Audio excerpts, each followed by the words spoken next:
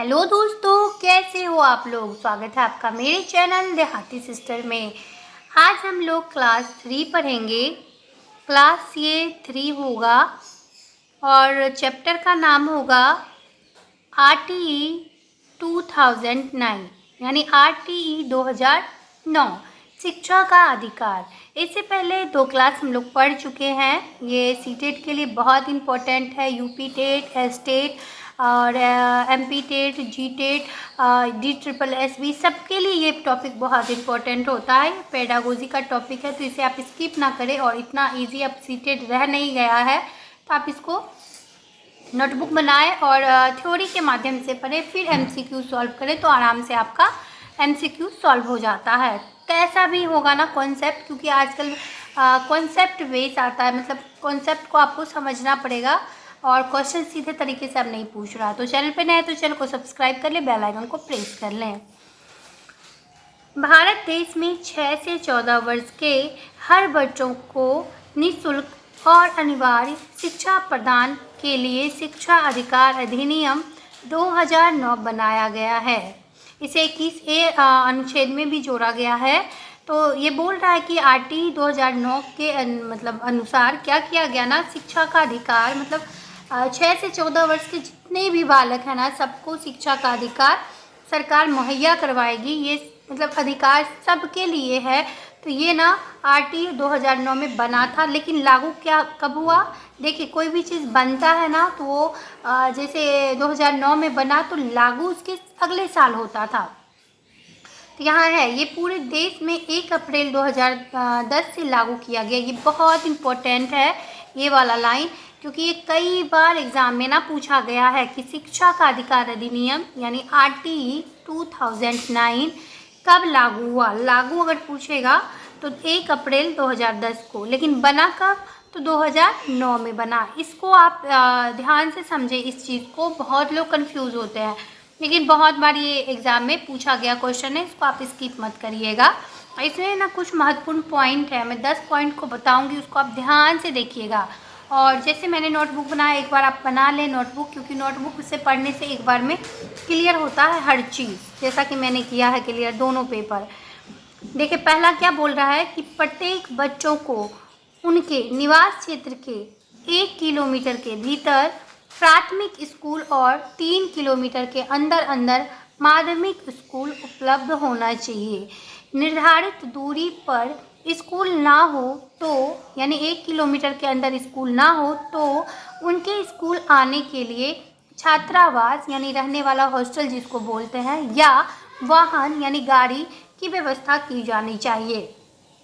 देखिए, RTE में क्या क्या अधिकार हमें है, इसको जानना इसलिए ज़रूरी होता है ना। एक तो हमारे जीवन में ये काम आता है, और नॉलेज होने से आप किसी को बता सकते हैं ये। तो RTE में क्या अधिकार दिया गया है कि प्रत्येक बच्चों को उसके निवास क्षेत्र यानी जो भी बच्चा जहाँ भी रह रहा ना, तो 1 किलोमीटर के भीतर अगर उसका प्राथमिक स्कूल यानी कि प्राइमरी स्कूल जिसको बोलते हैं, PRT जिसको बोलते हैं, तो PRT का अगर स्कूल है 1 किलोमीटर के भीतर तो उससे तो ठीक है। और 3 किलोमीटर के अंदर माध्यमिक स्कूल उपलब्ध होना चाहिए, यानी 3 किलोमीटर के अंदर अगर माध्यमिक स्कूल है तो भी ठीक है। लेकिन अगर ये दूरी इससे ज़्यादा दूर है, क्योंकि छोटे बच्चे 1 किलोमीटर से ज़्यादा दूरी पैदल तय नहीं कर पाएंगे, और बड़े बच्चे 3 किलोमीटर से ज़्यादा तय नहीं कर पाएंगे। तो अगर इतना दूरी है ना, तो आप क्या करें, इस निर्धारित दूरी के अलावा अगर आपका है, जैसे 2 किलोमीटर प्राइमरी का हो गया, 4 किलोमीटर माध्यमिक का हो गया, तो आपको क्या ना सरकार मुहैया करवाएगी, या तो छात्रावास यानी हॉस्टल, या फिर वाहन यानी कोई वाहन जिसके मतलब द्वारा आप स्कूल तक पहुंच सके, ये सरकार मुहैया कराएगी आपको। हम लोग भी 2 किलोमीटर तक माध्यमिक स्कूल जाते थे पढ़ने के लिए, लेकिन हम लोग को साइकिल मिला था, इसलिए थोड़ा सा आसानी हुआ था तभी स्कूल जाने के लिए। दूसरा पॉइंट क्या बोलता है कि किसी भी स्कूल में बच्चों को दाखिला देते समय स्कूल या व्यक्ति किसी भी प्रकार का कोई अनुदान नहीं मांगेगा। लेकिन इसका मतलब है कि जैसे स्कूल में, सरकारी स्कूल में आपको कोई दाखिला दे रहा है ना, तो कोई अगर बोल रहा है कि 500 रुपया दीजिए, 200 रुपया दे दीजिए, ये कानूनन जुर्म है, क्योंकि ये आरटीई बोलता है कि ऐसा नहीं होगा, अनुदान कोई देना ही नहीं है आपको स्कूल को। इसके साथ ही बच्चे या माता पिता या अभिभावक, यानी बच्चा या माता पिता हो या अभिभावक को साक्षात्कार देने के लिए मजबूर नहीं किया जाएगा। यानी या तो बच्चा है तो उसका आप टेस्ट नहीं ले सकते कि उसको कितना नॉलेज है, क्योंकि आपके पास वो नॉलेज लेने आया है तो आप उसको उस तरीके से ढालिए। या उसका माता पिता है तो उनका भी आपको इंटरव्यू नहीं लेना है बिल्कुल, क्योंकि माता पिता अगर अशिक्षित भी हैं तो क्या उसका बच्चा शिक्षित नहीं हो सकता? तो ऐसा बिल्कुल भी नहीं है। तो आप उनका साक्षात्कार, या अभिभावक उनके साथ कोई भी आया तो उनका आप साक्षात्कार नहीं ले सकते, इंटरव्यू नहीं ले सकते हैं। अनुदान की राशि मांगने या साक्षात्कार देने के लिए भारी दंड का प्रावधान है। जैसे मैंने पहले भी बताया कि अगर कोई आपसे राशि मांग रहा है या फिर आपको बोल रहा है कि आप इंटरव्यू दीजिए फिर आपके बच्चे का मैं एडमिशन करवाऊंगा, तो ये भारी दंड का भुगतान उनको भोगना पड़ सकता है।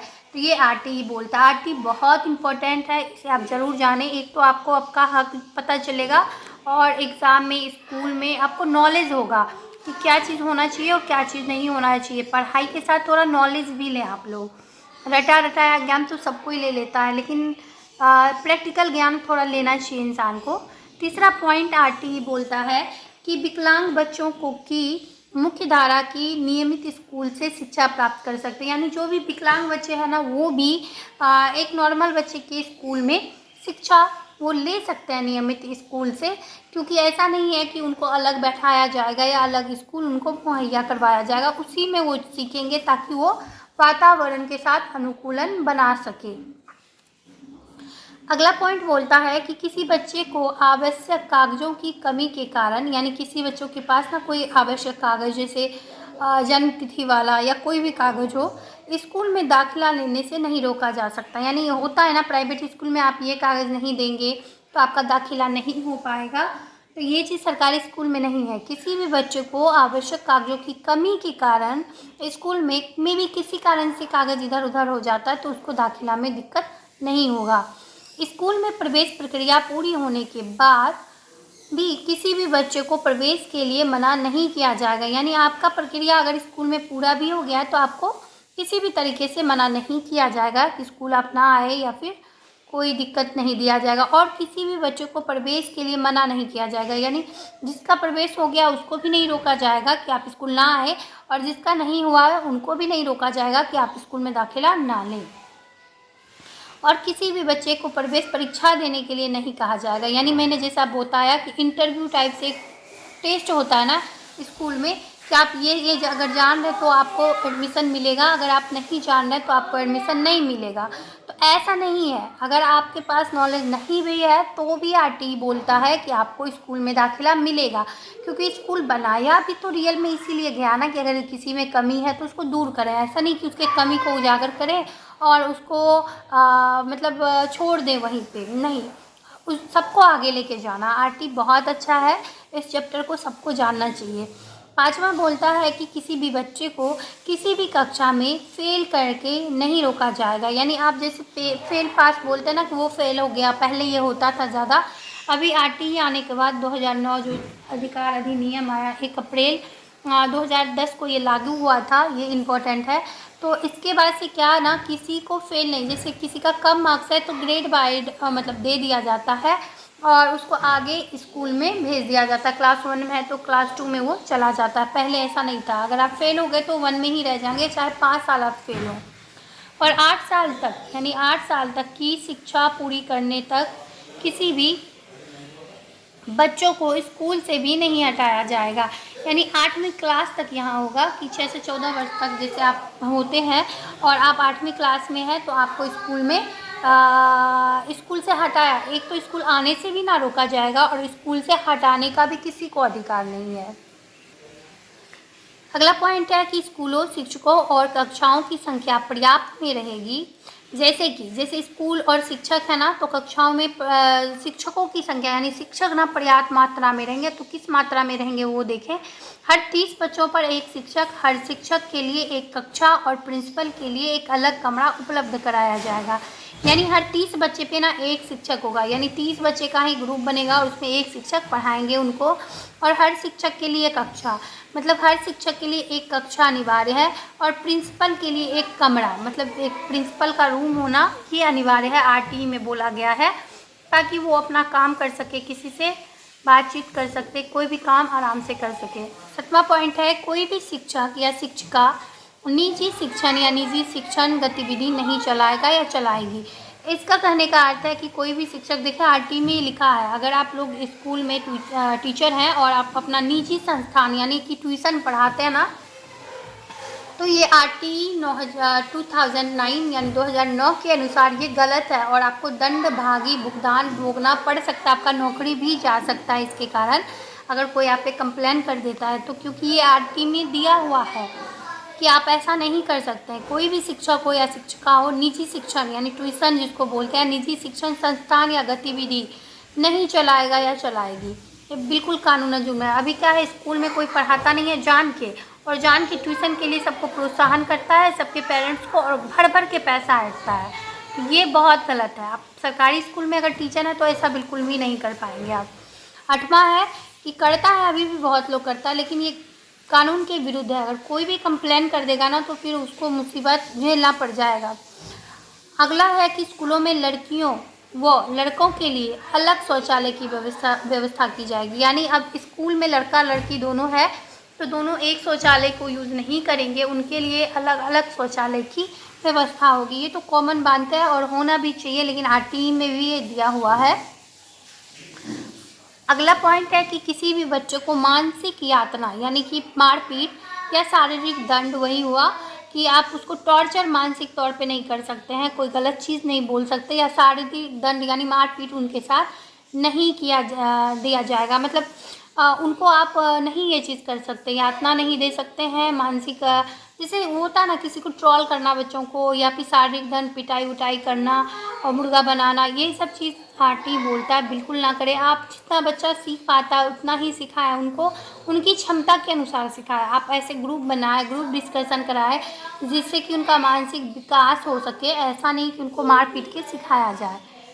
अगला पॉइंट है कि इस अधिनियम के तहत यानी आरटी 2009 के तहत शिकायत निवारण के लिए ग्राम स्तर पर पंचायत, यानी अगर इस पे किसी को शिकायत है ना, किसी पेरेंट्स को, टीचर को भी अगर किसी चीज़ का शिकायत है, बच्चों को भी, तो इसके लिए ना एक निवारण के लिए ना ग्राम स्तर पर एक पंचायत, कलेक्टर स्तर पर कलेक्टर संसाधन केंद्र यानी CRC, या तहसील स्तर पर तहसील पंचायत, जिला स्तर पर जिला प्राथमिक शिक्षा अधिकारी की व्यवस्था है।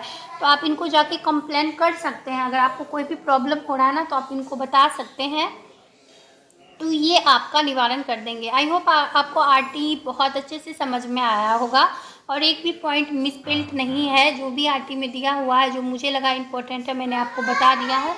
और अगर आप रियल में इस चीज़ को समझ गए हैं ना, तो आपको कोई भी क्वेश्चन इससे पूछेगा थ्योरी वाला, कॉन्सेप्ट वाला, तो आपका कॉन्सेप्ट क्लियर होगा इससे, और आप कोई भी क्वेश्चन कितना भी मॉडरेट क्यों ना हो आप इसको बना पाएंगे। इससे रिलेटेड आपको MCQ चाहिए तो वो भी मैं प्रोवाइड करवा दूंगी आपको, आप टेंशन ना लीजिएगा। प्लेलिस्ट मैंने बनाया है, प्लेलिस्ट को ज़रूर चेक करिए। मैं अपना नोट्स बहुत मेहनत से बनाई थी और मैंने एक बार में ही दोनों पेपर क्लियर भी किया है, दोनों क्वालिफाई है मेरा पेपर, तो इसको आप ज़रूर एक बार देखें और समझें। अगर आपको फिर भी कोई डाउट रहता है तो कमेंट बॉक्स में पूछें। Thank you so much channel में बने रहने के लिए। चैनल को अभी भी सब्सक्राइब नहीं किया तो सब्सक्राइब करके बेल आइकन को प्रेस करें। ये बहुत इंपॉर्टेंट चैनल होने वाला है कुछ समय के बाद आप सबके लिए, क्योंकि मेरा जो एक्सपीरियंस है बस मैं वही शेयर करती हूँ, कोई ढकोसला नहीं, कोई सर्च वर्च इधर उधर से नहीं। जो मेरा नोट्स है, जो मैंने पढ़ा है, बस उसी को मैं शेयर कर रही हूँ। Thank you so much video में बने रहने के लिए। अगले वीडियो में मैं जल्दी आपके सामने आऊँगी। Thank you so much.